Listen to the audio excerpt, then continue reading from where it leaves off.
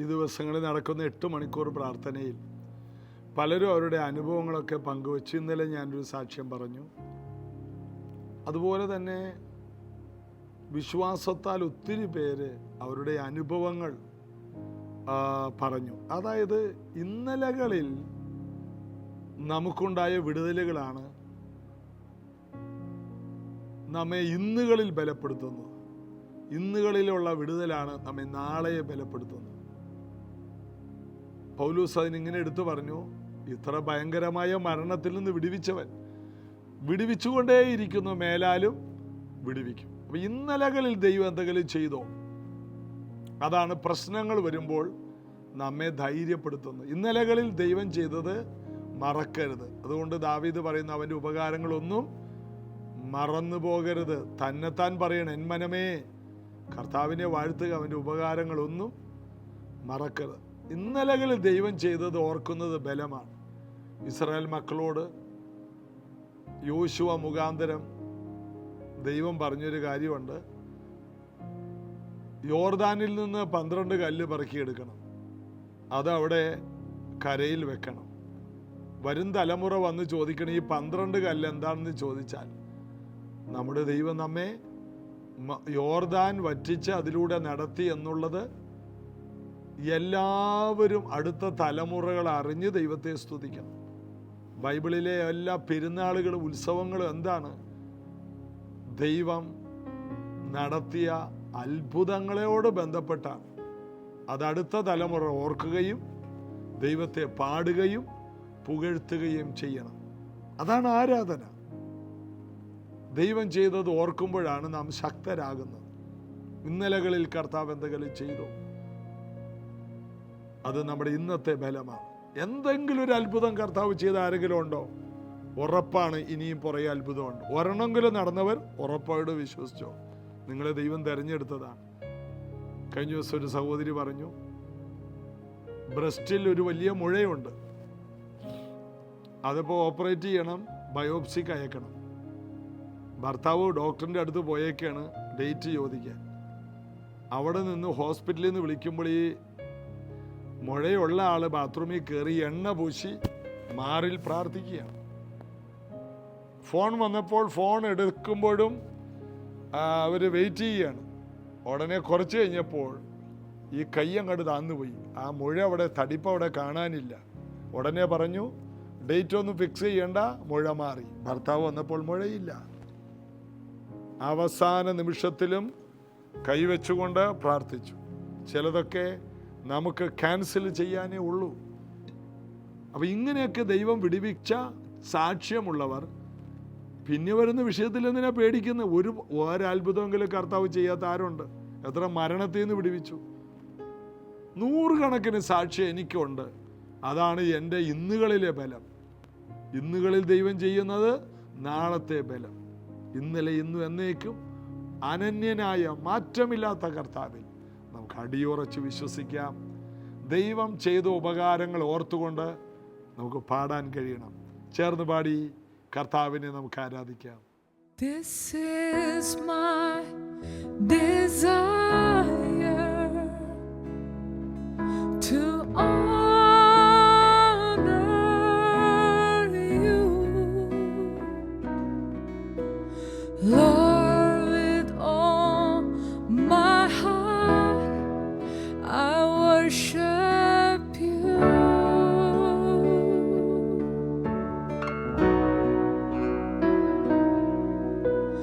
All I have within me, I give you praise.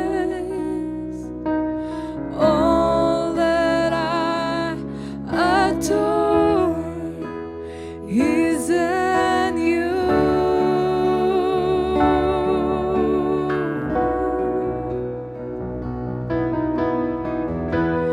Lord, I give you my heart, I give you my soul. I live for you, Lord. Every breath that I take, every moment I'm away. Lord, have your way in me. Lord, I give you my heart, I give you my soul.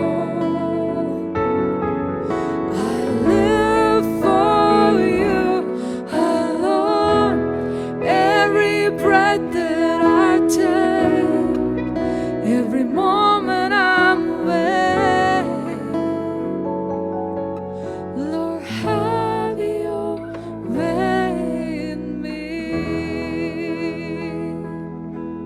Have your way. This is my desire, to honor you, Lord, with all my heart. I worship you. Yes. All I have within me, I give you praise. All that I adore is in you, Lord. Lord, I give you my heart, I give you my soul. I live for you alone. Every breath that I take, every moment I'm away. Lord, have your way in me. Lord, I give you my heart, I give you my soul. I live for you alone. Every breath that I take, every moment I'm away. Lord, have your way in me.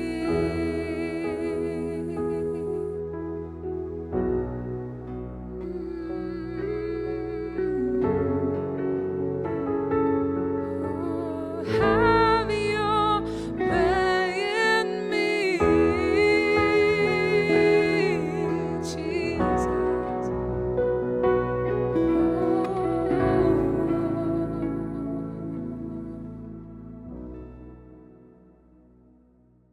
യേശു പറഞ്ഞു, എനിക്ക് സ്വന്തമായിട്ടൊന്നും ചെയ്യാൻ കഴിയില്ല. പറഞ്ഞത് ആരാണ്? ദൈവപുത്രനായ യേശു ക്രിസ്തു. സകലത്തെയും തൻ്റെ ശക്തിയുള്ള വചനത്താൽ വഹിക്കുന്നവൻ എന്ന് ബൈബിൾ പറയുന്ന, സകലതും അവൻ മുഖാന്തരം ഉളവായതൊന്നും അവനെ കൂടാതെ അല്ലെന്ന് പറയുന്ന യേശു കർത്താവ് പറയാണ്, എനിക്ക് സ്വയമായിട്ടൊന്നും ചെയ്യാൻ കഴിയില്ല. യേശുവിൻ്റെ വിജയരഹസ്യം എന്താണ്? ഇതാണ്, എൻ്റെ പിതാവ് എന്നെ കാണിച്ചു തരുന്നതല്ലാതെ ഞാനൊന്നും ചെയ്യുന്നില്ല. യോഹന്നാൻ്റെ സുവിശേഷം 5:30 വാക്യം, എനിക്ക് സ്വതേ ഒന്നും ചെയ്യുവാൻ കഴിയുന്നതല്ല, ഞാൻ കേൾക്കുന്നത് പോലെ ന്യായം വിധിക്കുന്നു. ഞാൻ എൻ്റെ ഇഷ്ടമല്ല, എന്നെ അയച്ചവൻ്റെ ഇഷ്ടമത്രേ ചെയ്യാൻ ഇച്ഛിക്കുന്നത് കൊണ്ട് എൻ്റെ വിധി നീതിയുള്ളത്. ഞാൻ എൻ്റെ ഒരു കാര്യവും പറയുന്നില്ല, ഞാൻ എൻ്റെ ഇഷ്ടം ചെയ്യുന്നില്ല. ഞാൻ കേൾക്കുന്നത് പറയും, ഞാൻ കാണുന്നത് ചെയ്യും. കേൾക്കുക, കാണുക. ദൈവത്തിൽ നിന്ന് കേൾക്കുകയും ദൈവത്തിൽ നിന്ന് കാണുകയും ചെയ്യുന്ന ഒരാൾക്ക് ഒരിക്കലും ലജ്ജിക്കേണ്ടി വരില്ല. യേശു കർത്താവ് നമ്മെ പഠിപ്പിക്കുകയാണ്, എൻ്റെ വിജയ രഹസ്യം എനിക്ക് സ്വയമേ ഒന്നും ചെയ്യാൻ കഴിയുന്നില്ല. അപ്പം നമ്മുടെ പരാജയ രഹസ്യമോ നമുക്ക് സ്വയമായിട്ട് ഒത്തിരി കാര്യങ്ങൾ ചെയ്യാൻ കഴിയുന്നു. നമ്മൾ ഒത്തിരി കാര്യങ്ങൾ ചെയ്യുന്നു, അതാണ് നമ്മുടെ പരാജയം. സ്വയമായി ചെയ്യുന്നു. യേശു പറയുന്നത് എനിക്ക് സ്വയമായി ചെയ്യാൻ കഴിയുന്നില്ല. ഒന്നുകൂടി പറഞ്ഞാൽ നമ്മുടെ സ്വയം എന്ന് മരിക്കുന്നുവോ അന്ന് മുതലേ നമുക്ക് എന്തെങ്കിലും ദൈവികമായി ചെയ്യാൻ കഴിയും. ഞാൻ കുറയണം, അവൻ വളരണം. നമ്മുടേതെന്ന് പറയുന്നതെല്ലാം തീരണം. ബുദ്ധി കൊണ്ട് നമ്മൾ ചെയ്യുന്നതെല്ലാം പരാജയമാണ്. ആത്മാവിൽ സഞ്ചരിക്കണം, ആത്മാവിൽ ചിന്തിക്കണം, ആത്മാവിൽ പ്രാർത്ഥിക്കണം, ആത്മാവിൽ സംസാരിക്കണം, ആത്മാവിൽ പ്രവർത്തിക്കണം. ഞാൻ എന്ന വ്യക്തി ഒന്നും ചെയ്യാതിരിക്കണം. അതാണ് യേശു പറയുന്നത്, എനിക്ക് സ്വയമായി ഒന്നും ചെയ്യാൻ കഴിയുന്നതല്ല. ഇങ്ങനെ ഒരു ചിന്ത നമ്മുടെ ഉള്ളിൽ വന്നാൽ നമ്മുടെ ആശ്രയം ദൈവത്തിലായിരിക്കും. എൻ്റെ കർത്താവേ, എനിക്ക് ഒറ്റക്ക് എൻ്റേതായ ഒന്നും പറയാൻ കഴിയില്ല. ഇന്ന് പ്രസംഗിക്കുന്നവർ പോലും സ്വയമായിട്ട് പ്രസംഗിക്കുകയാണ്. സ്വയമായിട്ട് പ്രസംഗിക്കരുത്, അറിവിൽ നിന്ന് പ്രസംഗിക്കരുത്. തയ്യാറാക്കിയ ഒരു പ്രസംഗം സഭയ്ക്ക് ഗുണം ചെയ്യുന്നില്ല. ദൈവത്തിൽ നിന്ന് പ്രാപിച്ചത് ഞാൻ കർത്താവിൽ നിന്ന് പ്രാപിക്കുകയും നിങ്ങൾ കേൾപ്പിച്ചു തരികയും ചെയ്തത് എന്തെന്നാൽ, 1 കൊരിന്ത്യർ 11:23 പോലെ ഞാൻ കർത്താവിൽ നിന്ന് പ്രാപിച്ചത്. ഓരോ ദിവസവും കർത്താവിൽ നിന്ന് പ്രാപിച്ചത് ഇല്ലെങ്കിൽ നാം സ്വയമേ എന്തെങ്കിലും ചെയ്യും, അത് മുഴുവനും പരാജയമായിരിക്കും. 1 സങ്കീർത്തനം പറയുന്നു, രാപ്പകൽ ദൈവവചനം ധ്യാനിക്കുന്നവൻ അവൻ തക്ക കാലത്ത് ഫലം കായ്ക്കും, ഇല വാടാത്ത വൃക്ഷമായിരിക്കും. അവൻ ആറ്ററമ്പത്താണ്. എപ്പോഴും ഈ കർത്താവുമായിട്ട്, ഈ വെള്ളവുമായിട്ട് ബന്ധമാണ്, വചനവുമായിട്ട്. അവൻ തൊടുന്നതെല്ലാം സക്സസ് ആകും. ഈ 1 സങ്കീർത്തനം യേശുവിൻ്റെ ചരിത്രമാണ്. 24 മണിക്കൂറും പിതാവുമായിട്ട് തൊടുന്നതെല്ലാം ജയം. യേശു തൊട്ടത് എന്തെങ്കിലും പരാജയപ്പെട്ടോ? ഇല്ല. മോശ തൊട്ടത് എത്ര കാര്യങ്ങൾ പരാജയപ്പെട്ടു. അബ്രഹാം തൊട്ടത് എന്തോരം കാര്യം പരാജയപ്പെട്ടു. ഏലിയാവ് പരാജയപ്പെട്ടില്ലേ? യോശുവ പരാജയപ്പെട്ടില്ലേ? ദാവീദ് പരാജയപ്പെട്ടില്ലേ?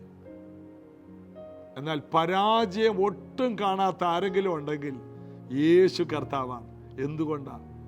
എനിക്ക് സ്വയമായി ഒന്നും ചെയ്യാൻ കഴിയുന്നതല്ല. ഞാൻ കേൾക്കുന്നു, ഞാനത് പറയുന്നു. ഞാൻ കാണുന്നു, അത് ചെയ്യുന്നു.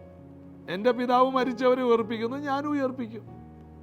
ഇതിലും വലിയ കാര്യങ്ങൾ എൻ്റെ പിതാവ് എനിക്ക് കാണിച്ചു തരും. ഭയങ്കര പ്രതീക്ഷ. ഇതിലും വലുതെല്ലാം ഞാൻ കാണും. എൻ്റെ പിതാവ് എനിക്ക് ബഹുമാനം തന്നിരിക്കുന്നു. അപ്പം ഇതിലും വലിയ കാര്യങ്ങളെല്ലാം എനിക്കും ഉണ്ടാകും. കാരണം എൻ്റെ പിതാവിൽ ഞാൻ ആശ്രയിക്കുന്നത് കൊണ്ട് പിതാവ് ഇതെല്ലാം എനിക്ക് പറഞ്ഞു തരുന്നു, കേൾപ്പിക്കുന്നു. ഓരോ ദിവസവും പിതാവിനോട് ചേർന്നിരുന്ന് പിതാവിൽ നിന്ന് കേൾക്കുകയും പിതാവിൽ നിന്ന് കാണുകയും ചെയ്യുന്ന ഒരു വ്യക്തിക്ക് ജീവിതം ഒരു വലിയ വിജയമാണ്. സ്വയമായി ചെയ്യുന്നതെല്ലാം പരാജയമാണ്. സ്വയമായി എടുക്കുന്ന തീരുമാനം.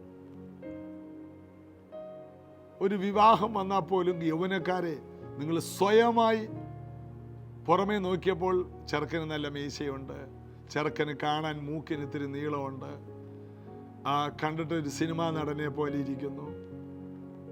ഇതൊന്നുമല്ല നിങ്ങൾ എടുക്കുന്ന സ്വയമായ തീരുമാനമല്ല. നിങ്ങളുടെ ജീവിതത്തിൽ അത് വലിയ കയ്പാകാം. എന്നാൽ സിനിമാ നടൻ്റെ അത്രയും നീളമുള്ള മൂക്കില്ലെങ്കിലും, മീശ രോമം ഇത്തിരി കുറവാണെങ്കിലും, ദൈവത്തിൻ്റെ സന്നിധിയിലിരുന്ന് പ്രാർത്ഥിച്ചൊരു ദൈവഹിതമാണോ എന്ന് നിങ്ങളുടെ അകത്തൊരു സമാധാനം ഉണ്ടാകും.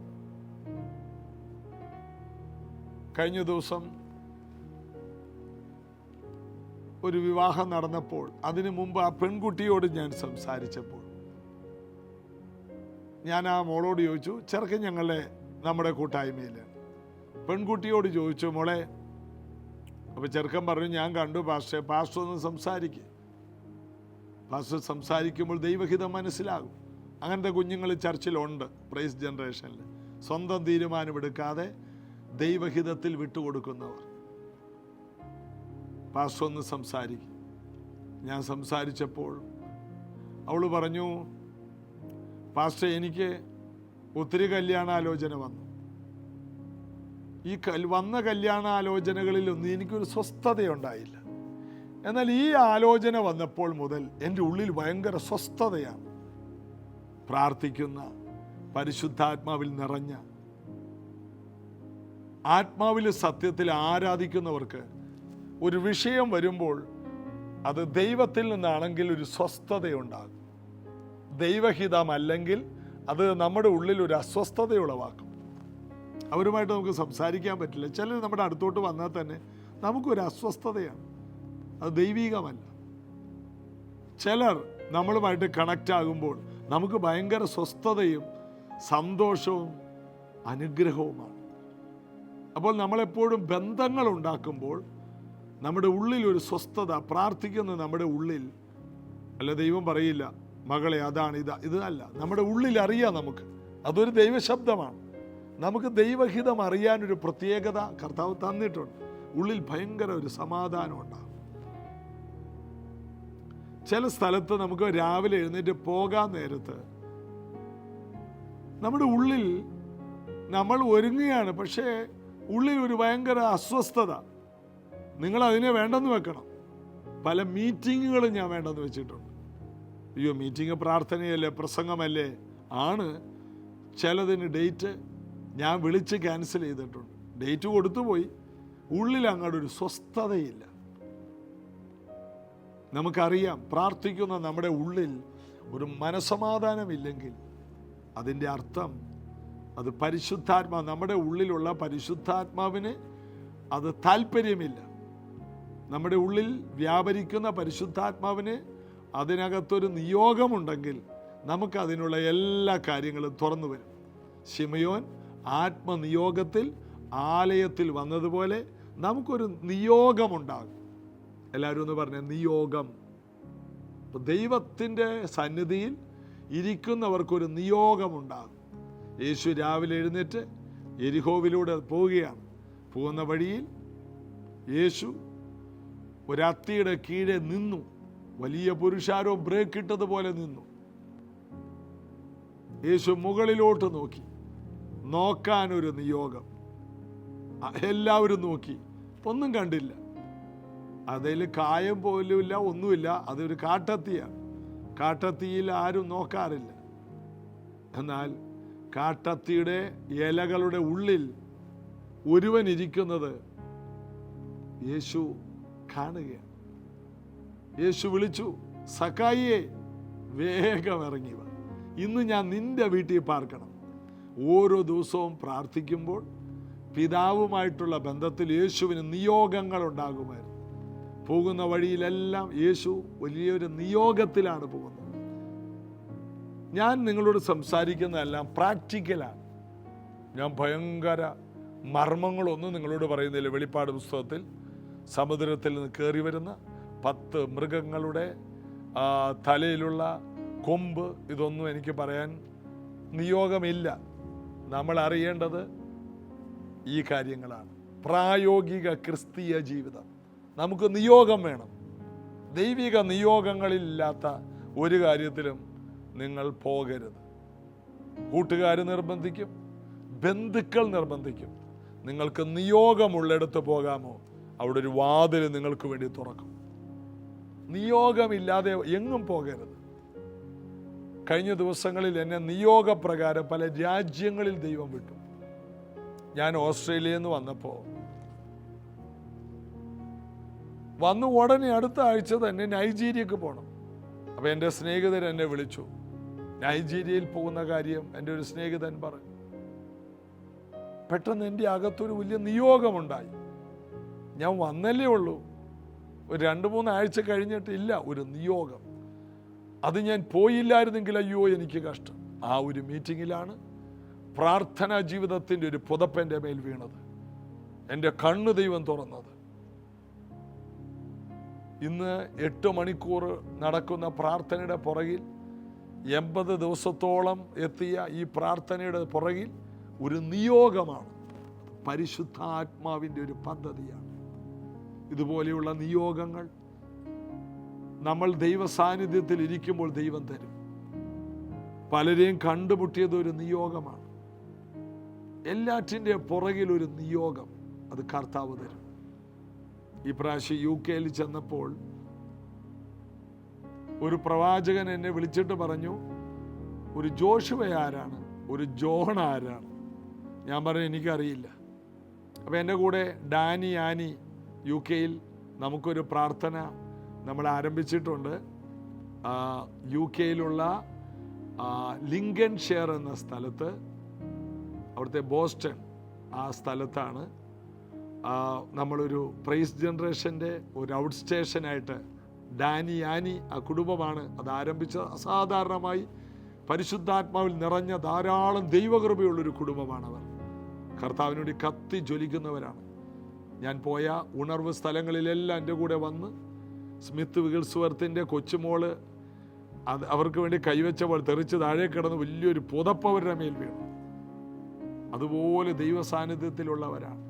അവരുടെ വീട്ടിലിരിക്കുമ്പോഴാണ് ഈ ദൈവദാസൻ എന്നെ വിളിക്കുന്നത്. എന്നോട് ചോദിച്ചു, ജോഷുവ ആരാണ്, ജോൺ ആരാണ്? ഞാൻ പറഞ്ഞ അറിയില്ല. എന്നോട് പറഞ്ഞ് കണ്ടുമുട്ടും, അതൊരു നിയോഗമാണ്. അങ്ങനെ ഞാനൊരു മീറ്റിങ്ങിന് പോയി. അപ്പോൾ ഡാനി ആനി എൻ്റെ കൂടെ വന്നു. അങ്ങനെ ഒരു പാസ്റ്റർ സണ്ണിയുടെ ചർച്ചിലെ മീറ്റിങ്ങിൽ, ഗിൽഗാൽ ചർച്ചിൽ ശുശ്രൂഷിച്ച് 3-ാം ദിവസം അന്ന് എന്നെ കൊണ്ടുപോകാൻ ഒരു ദൈവദാസൻ വരുമെന്ന് സണ്ണി പാസ്റ്റർ പറഞ്ഞു. എനിക്കൊന്നും അറിയില്ല. ഞാൻ നോക്കുമ്പോൾ മീറ്റിങ്ങിൻ്റെ ഒടുവിൽ ഒരാൾ സ്യൂട്ടും കോട്ടും ഒക്കെ ഇട്ട് പുറകിൽ വന്ന് നിന്നു. എൻ്റെ നേരെ കൈവീശി. ഒരിക്കൽ എവിടെയോ കണ്ട പരിചയമുണ്ട്. ഞാൻ പ്രസംഗിച്ച് തീർന്നപ്പോൾ എൻ്റെ മുമ്പിൽ പ്രാർത്ഥിക്കാൻ ഒത്തിരി പേരുണ്ട്. അങ്ങനെ ഞാൻ പ്രാർത്ഥിക്കുമ്പോൾ ഇദ്ദേഹം എൻ്റെ കൂടെ വന്ന ആനിയോട് സംസാരിച്ചു. ഉടനെ ആനി പറഞ്ഞു, ഇദ്ദേഹത്തോടൊന്ന് സംസാരിക്കാൻ അവർക്കൊരു നിയോഗം. ഈ നിയോഗത്തെക്കുറിച്ച് പറയണം. ദൈവിക അനുഭവങ്ങൾ അതാണ്. ചിലപ്പോൾ സ്വസ്ഥത, ചിലപ്പോൾ ഒരു നിയോഗം. ചിലരോട് പറയാൻ തോന്നും, ചിലരോട് പറയാൻ തോന്നില്ല. പറഞ്ഞുകൊണ്ടിരിക്കുമ്പോൾ ആനി പറഞ്ഞു, അതെ പാസ്റ്റർ ഒരു വലിയ നിയോഗത്തിലാണ് വന്നിരിക്കുന്നത്. ഈ വരവിൽ ഒരു ജോഷുവയെയും ജോണിനെയും കണ്ടുമുട്ടും, അതൊരു നിയോഗമാണെന്ന് ഒരു പ്രോഫറ്റ് വിളിച്ചു പറഞ്ഞപ്പോൾ ഞങ്ങൾ കേട്ടു എന്ന് പറഞ്ഞു. ഉടനെ വന്നയാൾ പറയണ, ജോഷുവ ജോൺ ഞാനാണ്. ജോഷുവയും ജോണും ഞങ്ങളോർത്ത് 2 പേരാണ്, ഇദ്ദേഹത്തിൻ്റെ പേരാണ്. അങ്ങനെ കൊണ്ടുപോകാൻ വന്ന എൻ്റെ വണ്ടിയിൽ ഡാനി ആനിയും കൂടി വന്ന് കയറി. കാരണം ഒരു നിയോഗത്തിലുള്ള യാത്ര. അന്ന് രാത്രി ആ പ്രാർത്ഥന ഒരു സൂപ്പർ നാച്ചുറലായിരുന്നു. അപ്പോൾ ദൈവത്തിൻ്റെ നിയോഗത്തിലുള്ള യാത്രകളിൽ പോകുന്നിടത്തെല്ലാം പുതുവഴികളും വാതിലുകളും തുറക്കും. സ്വയമായിട്ടൊന്നും ചെയ്യാതിരുന്നാൽ മതി. പ്രാർത്ഥനയിലിരിക്കുക, ദൈവത്തിൽ നിന്ന് കേൾക്കുക, ദൈവത്തിൽ നിന്ന് കാണുക, നിയോഗത്തിൽ നടക്കുക. അത്ഭുതങ്ങൾ തൊടുന്നതെല്ലാം ജയമായി മാറും. ഈ ദിവസങ്ങളിൽ ദൈവവചനം വായിക്കുകയും ആത്മാവിൽ പ്രാർത്ഥിക്കുകയും ചെയ്തുകൊണ്ടേയിരിക്കുക. നിങ്ങളുടെ ജീവിതം മിറക്കിളായി മാറും. വർഷങ്ങളായി നടക്കാത്ത കാര്യങ്ങൾ പെട്ടെന്ന് നടക്കും, ഇന്ന് നടക്കും. നിയോഗത്തിൽ മുന്നോട്ട് പോകുക. യേശു കർത്താവ് സഹായിക്കട്ടെ. നമുക്ക് പ്രാർത്ഥിക്കാം. യേശുവിൻ്റെ നാമത്തിൽ ഈ ദൈവവചനങ്ങൾ കേട്ട എല്ലാ പ്രിയപ്പെട്ടവരെയും ഒരു നിയോഗമുള്ളവരായി തീരാൻ ഞാൻ അനുഗ്രഹിച്ച് പ്രാർത്ഥിക്കും. കർത്താവ്, ഞങ്ങൾക്ക് ലഭിച്ച ഈ സ്വർഗീയ നിയോഗം ഇവരുടെ മേൽ വരട്ടെ. എങ്ങോട്ട് പോകണം, എന്ത് ചെയ്യണം, എന്ത് ചെയ്യരുത് പലർക്കും അറിയില്ല. സ്വയമായി ഒന്നും ചെയ്യാതെ കർത്താവിൻ്റെ സന്നിധിയിലിരുന്ന് വചനത്തിൽ നിന്നും പ്രാർത്ഥനയിലൂടെയും ആത്മനിയോഗമുള്ളവരായി മുന്നോട്ട് ചുവടുകൾ വെക്കാൻ, മറ്റുള്ളവരോട് സംസാരിക്കാൻ, ഓരോ സ്റ്റെപ്പുകൾ വെക്കാൻ ഈ മക്കൾക്ക് പ്രത്യേക നിയോഗങ്ങളുണ്ടാകും. ഏത് കോഴ്സ് തിരഞ്ഞെടുക്കണം, തിരഞ്ഞെടുക്കരുത് എന്ന് പല കുഞ്ഞുങ്ങൾക്കും ചില നിയോഗങ്ങൾ കൊടുക്കണം. യാത്രകൾക്ക് വേണ്ടി നിയോഗങ്ങൾ കൊടുക്കണം. ചില ബന്ധങ്ങളെ മുറിച്ചു കളയാനുള്ള ഒരു ഉറപ്പ് അവർക്ക് കൊടുക്കണം. പുതിയ ബന്ധങ്ങൾ ഉണ്ടാക്കാനുള്ള കൃപ കൊടുക്കണം. തെറ്റ് ഉപേക്ഷിക്കാൻ, ശരിയെ സ്വീകരിക്കാൻ പലരെ അങ്ങ് ശീലിപ്പിക്കുന്നതിനായി സ്തോത്രം. അത്ഭുതങ്ങൾ നടക്കട്ടെ. ഇന്ന് തന്നെ അത് സംഭവിക്കട്ടെ. റെബേക്കയും ഇസഹാക്കും തമ്മിൽ കണ്ടുമുട്ടിയതുപോലെ ചില അത്ഭുത നിയോഗങ്ങൾ വിവാഹപ്രായമായ യൗവനക്കാരിൽ യേശുവിൻ നാമത്തിൽ ഉണ്ടാകട്ടെ. നിയോഗമുള്ള വിവാഹങ്ങൾ നടക്കട്ടെ. ചില ജോലികൾ വിടാനും നിയോഗമുള്ള ജോലിയിലേക്ക് കാലെടുത്ത് വയ്ക്കാനും കൃപയുണ്ടാകട്ടെ. ഇന്ന് ചെയ്യുന്ന പല കാര്യങ്ങളും മാറ്റി പുതിയ ബിസിനസ്സിലേക്ക് ചുവട് വെക്കാൻ ചിലർക്ക് നിയോഗങ്ങൾ ഉണ്ടാകട്ടെ. പ്രാർത്ഥിച്ച് അനുഗ്രഹിക്കും യേശുവിൻ നാമത്തിൽ പിതാവേ, ആമേൻ. യേശു കൂടെയിരിക്കും. നിങ്ങൾക്ക് നിയോഗമുണ്ടെങ്കിൽ പ്രൈസ് ജനറേഷൻ്റെ മീഡിയയെ സഹായിക്കാൻ നിങ്ങൾക്കൊരു നിയോഗമുണ്ടെങ്കിൽ ഇന്നത്തെ ഞങ്ങളുടെ അടിയന്തര ആവശ്യങ്ങളിൽ നിങ്ങൾക്ക് ചില കാര്യങ്ങൾ ചെയ്യാൻ കഴിയും. ഭാരിച്ച സാമ്പത്തിക ആവശ്യങ്ങൾ ഞങ്ങളുടെ മുൻപിലുണ്ട്. നിങ്ങളുടെ ഉള്ളിൽ കർത്താവ് പ്രേരിപ്പിച്ചാൽ ഒരു കൈത്താങ്ങൽ തരാൻ നിങ്ങൾ മറക്കണ്ട. കർത്താവ് അനുഗ്രഹിക്കട്ടെ. നാളെ അനുഗ്രഹിക്കപ്പെട്ട ഒരു സഭായോഗം നമുക്കുണ്ട്. കർത്താവിൻ്റെ മക്കൾ ആ സഭായോഗത്തിൽ രാവിലെ 8 മണി മുതലുള്ള ആ സഭായോഗത്തിൽ ആലപ്പുഴ പ്രൈസ് ജനറേഷനിൽ വരാൻ ആർക്കെങ്കിലും താല്പര്യമുണ്ടെങ്കിൽ ഒരു സൺഡേ വരിക.